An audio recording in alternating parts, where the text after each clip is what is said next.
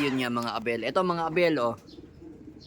Tapos na tayo magpakain sa mga ibon natin ngayon kasi mamaya may training tayo sa PRC. Ayan, oras natin is 5:48 na ng hapon. Ayan. Tapos na tayo magpakain sa mga breeder natin. Yun. Yung pinakain natin sa breeder natin, ayan. Breeder tapos yan, merong halong ano, tag dito, balat ng itlog para mangitlog na tong ibon natin na to si Pastel. Ayan, no. Bale itong ibon na to si Miss Elmo tsaka si Crack 52. Ayan, na si 525. Ay pa niya mangitlog na unahan pa nito. Ayan. Ni Arandok at saka ni Jansen President. Pero to, naglulugon kasi to. Konting-konting lugon na lang. Ngayon gagawin ko lang naman to sitter. Inaabang ako ng mangitlog yun. Sana mangitlog na ngayon o bukas para yung itlog niyan mailipat dito sa kabila. Yan. So ito, pang sitter muna natin. Sa susunod na clutch, doon tayo kukuha ng pang stock sa kanilang dalawa. So ito yung si Miss Seaman. Ayan, hindi pa natin nagagamit. Nakaantabay yan dito. Dito kay Peter B. Yan. Diyan natin ipaparis yan kay Peter B. Pero in case lang mga abel, no? Kung hindi lang kagad mangitlog to hanggang August 15, tong babaeng to, si Miss Elmo, i-break natin yan.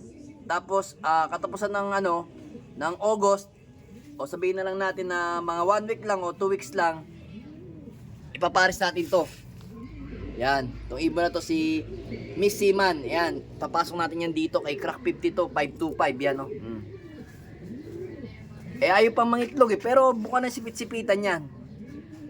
Ang plano kong gawin dyan, mukhang maselan yan, lalagyan ko na lang siya ng harang dito mga abel. Lalagyan ko ng harang dyan para hindi tayo lagi nakikita ng ibon na yan. Kasi parang maselan yung babae. So ito si Peter, Miss Peter, yan, no? Dalawa na rin ang egg niyan. Sana may speed na yung anak niya. May speed. Tapos naman yan may kunat naman sa dulo mga abel. Then ito, dalawa yung egg. Ayan. Hinihintay lang natin itong mapisa mga abel. No? Yan yung ating mga young bird. Saan na lang natin pakita sa inyo pagka maganda na yung kulay nila. Dito, ayan. Isa lang yung egg neto eh.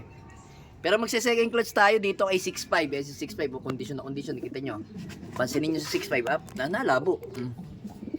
Ito nga tayo, nalabo. Teka lang, hanapan natin ng magandang hindi nalabo. Yan. Yan. Ayan si 6.5 oh. Kala mo hen eh, no? Kala nyo hen lang eh oh. Pero barako yan. Oh, ganda ng mata. So yun. Ang gagamitin natin tatawagin natin yung bloodline natin ngayon na Peter. Mga lahi ng pink eyes. Yan. Pink eyes ang tawag natin sa mga lahi ng ibon natin na yan. Pink eyes yan kasi, tinan nyo ayan, pink eyes. Pink eyes. Yung pinakananay niyan, ayan o. Ganon din yung nanay niyan, pink eyes, ayan o. Yan, pink eyes din yan. Then yung pinakatatay niyan, eto, ayan o. Yan, no? Ito na medyo may pagkaputi ng konti eh. Pero mamula-mula. Kasi dito na siya nagsimula eh. Kaya kay Miss Peter eh. Pink eyes na to eh. Kaya pink eyes na halos natatawagin natin sa mga ilalabas ng ibon natin na yan. Yan, pink eyes. Then ito, dalawa na rin ang itlog nito mga kapil ni ni 3G. Ayan, medyo nalabo ang ating camera. Ayan o. Ayan. Condition si 3G oh. Ito naman si Peter. Ayun oh. Ayun yung anak na ating Black Eagle mga kabel oh. Yan na. Ganda na. Nog-nog na mga kabel ang kulay. Ayan. Then dito muna tayo mga kabel sa taas. May papakita ko sa inyo.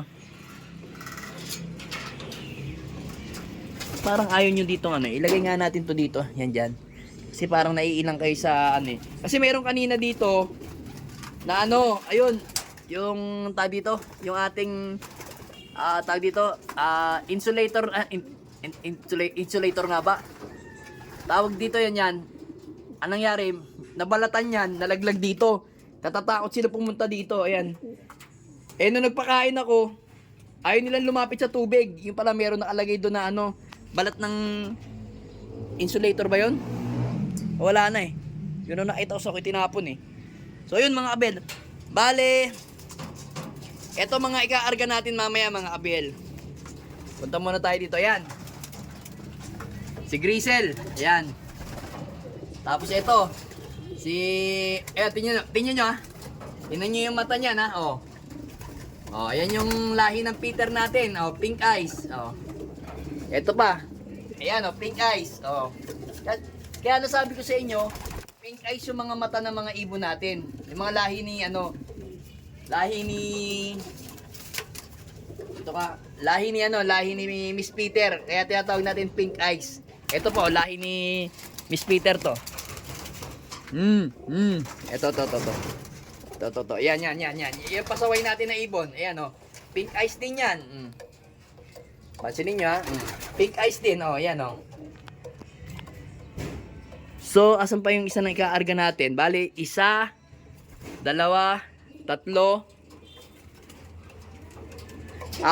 Ito to. Ito hindi masyado to. Ito direktang anak to ni Peter B. Na kapatid ni Miss Peter. Kaso may pasok tong arandok. Kaya iba yung mata niya. Kaya hindi natin to matatawag na pink eyes. Asan pa yun? O, ayan o. Anak ni yan. O. Anak ni... Ito rin. Anak ni Miss Peter din yan, no? Kita niyo yung mga mata niya, no? Pink eyes din, tika lang ha. Ayan, no? Medyo, madilim na kaya, pero pink eyes yan, at saka yun. Pink eyes din. Bale, ilang may kaarga natin? Tika, bilangin muna natin yung kaarga natin mga abel, no? Bale, ilan ba dito? 1, 2, 1, 2, 2 lang pala ikaarga ko dito, 2. Ay. 3, 4, 5. Bilang tayo. 6, 7, 8, ayun. Ito pa, isa pa nating pink eyes, ayan oh. Ayan, pink eyes din yan. Bale ito, third clutch to. Third clutch to ng natin, Miss Peter. Oh, tapos ito pa isa, pink eyes, oh. Para makita nyo, pink eyes yung mga ibon natin dito, lahi ng Miss Peter natin. Kaya tatawagin natin na pink eyes. Lahi ng pink eyes natin. Yan, oh. Ito third clutch na to, ito second clutch. Oh, ayan, third clutch. Itong fourth, ito yung first. Yan yung first, oh, tingnan nyo. Tingnan natin kung mga abel. Bali to kasi yung tatlong magkaapatid na to nakapasok sa Victor Lim. Sa natin sa lahi ni Juana. Ngayon, yung Juana na yun na Victor Lim nando sa kaibigan ko kay Joey. Hiniram niya muna kaya pinahiram ko ngayon. Susubukan natin kay Miss Peter kung click yung lahi ni Juana kay Miss Peter. Pero aminado naman ako na kakayanin. Titingnan ko lang kung may speed yung magiging anak niya. Yan o. Pink eyes pa rin yan. Ito lahi to ni lahi din to ni Miss Peter. O, pink eyes din, kita nyo. Magpipink to pagdating ng araw. O. Kalimitan yung mga ibon natin dito, halos yung iba nagpe-pearl eye, mga abel. Yun yung mga lahi ng natin. Miss Peter, si pink eyes, yan. Ito si si Rigor na may pasok na 3G, mga kabelo, yan. Tignan nyo, yan. Bali, 8 yung kaarga nga natin. 8 mga panlaban natin ngayon. Pero dapat, yan? 10 yan. Ito yung isa, oh. Ayun, oh. Itong isang to, si Pastel yan. Isa yan dapat sa ikaarga natin. Kaso kita nyo yung bagwis, oh. Megsi pa. Hindi pa kakayanin. Young bird yan ng PPCP. Then, ito pa yung isa. Asan na yung isa dito? Hanapin natin yung isa. Ito, mga kabel. Yan. Ito, kita nyo, oh. Yan, kita nyo, pansinin nyo yung mata niyan. Direktang anak to ni Peter B. Pero pink eyes din, oh, yan, oh. Nagpi-pink eyes din siya, oh. Oh, yan, oh. Pink eyes din siya, mga kabel, oh. Oh. So, maliit pa nga ang bagwis niyan. Kaya hindi ko pa maikaarga yan. Pero iyan, may training niyan hanggang Rosales, Pangasinan, tong ibon na to. Yung isa, yun yung wala pang training. So, yun, mamaya mga kabel, tingnan natin. Magbibideo ko tapos abangan nyo sa ano natin, sa page natin yung i-upload kong video sa pagkaarga ko mamaya sa PRC. First training namin sa PRC ngayon, Concepcion Tarlac. Kaya abangan natin bukas sa mga ibon natin.